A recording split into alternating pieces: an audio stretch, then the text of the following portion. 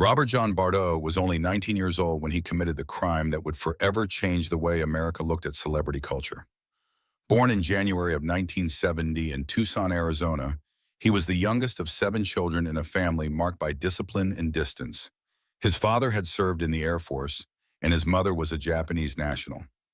Teachers and neighbors described Robert as troubled from an early age. He suffered from emotional instability, often vacillating between moments of calm and outbursts of anger. As he grew older, he retreated into fantasies, clinging to television and pop culture as a substitute for real human connection. Before he fixated on actress Rebecca Schaeffer, Robert had already shown signs of obsession. He had once attempted to contact peace activist Samantha Smith, even traveling across the country as a teenager in an attempt to meet her. Later, he idolized pop stars like Madonna Tiffany and Debbie Gibson. These intense attachments suggested a deep loneliness and a desperate need for meaning.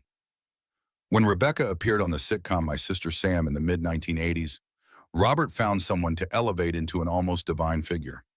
He filled his room with her pictures, collected every show she appeared in, and wrote her letters filled with adoration.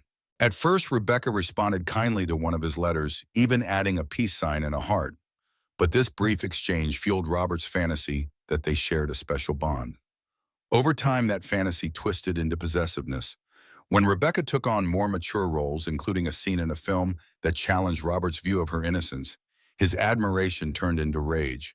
In his diaries, he wrote that she had to be punished, and he even sketched diagrams of where he might shoot her. On the morning of July 18, 1989, Robert traveled to her apartment building in Los Angeles. He carried flowers and gifts, but also a gun his brother had helped him obtain.